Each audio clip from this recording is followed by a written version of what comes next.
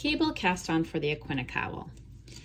Primarily an aesthetic choice, because if you look at the Aquinnah Cowl, what you'll see is a lot of this idea of like a flow, like a water with a single ply yarn that has the twisted rib with the flow, the 2-color honeycomb that again has that nice look to it, and the traveling rhombus lace at the top.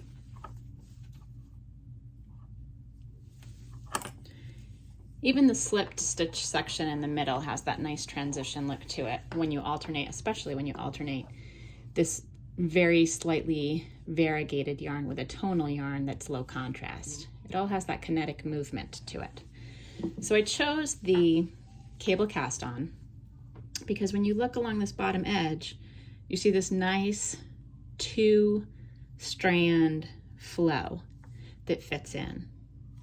Additionally, from a fabric characteristic perspective, it is both sturdy and will hold the bottom of your cowl shape well, which is why you don't have to size up on needles, and I'll tell you, or size down on needles, and I will tell you more about that in a moment.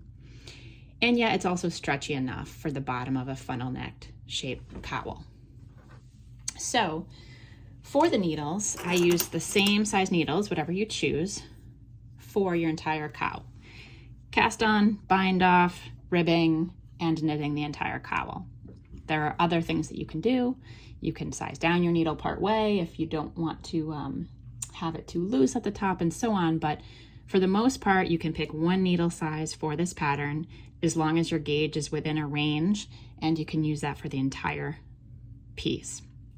We also know that with the cable cast on, unlike the long tail cast on, you do not need to try to figure out how much yarn you're going to need. And that's especially nice for this pattern because many people knit right until the last couple of grams if they're using Malabrigo Mecca, which is the recommended yarn for this pattern. So instead of having to figure out a long tail, you really only need to leave 4 to 6 inches so that you have enough to weave in, but you don't need a long tail. Like many cast-ons, you start with a slip knot, so make your loop, bring your yarn through that loop and onto the needle. You don't want your slip knot to be too tight. You don't want it to be too loose, but not too loose or too tight, just right, just so it can move up and down. And while there are a few ways to start the cable cast on, one way that's quite easy is to start it like the knitted cast on. So take your working yarn in the back, whichever hand you hold it with, right or left is fine, and you're going to knit into that first stitch, just like a knitted cast on or just like a knit stitch. You're going to pull it through with enough slack so that you can comfortably get it up on the needle, but you're also going to need to give it just a little twist so that the stitch is correctly oriented. So we're going to put, either way, you can put this behind, the right needle behind, or the left needle in front. But the way you're going to put it in is to give it just that little twist up on the needle. And for this particular design, I don't recommend tugging it and pulling it too tight. You can tug it a little if you'd like, but really that stitch, that new stitch for the cast on, can just comfortably sit up on that needle and even maybe be a little looser than you're used to.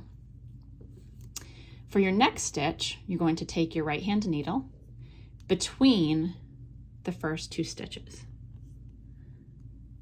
You're going to go needle to needle, knit it, pull it through, and it's okay to work it on the tip of the needle if you need to, and pull it all the way through those 2 stitches. And again, what's very important is to give yourself enough working yarn here.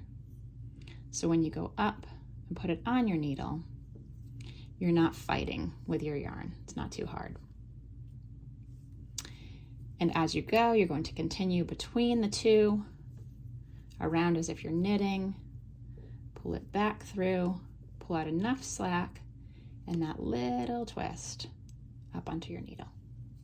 Now, if you find you're making very loose cast on stitches, you can give it a little tug, but don't tug it too much, because as you'll see on the bottom, this single ply yarn especially, you want it to have enough stretch You want it to be secure and you want it to look nice. So just keep an eye. You're going through as if to knit with your working yarn, pulling between those last 2 stitches, that little twist, and up on the needle. And then if you want, just a little bit of tightening it up. And you can already see we're starting to get that nice appearance. I'll circle back at the end for what to do once you've cast on all your stitches.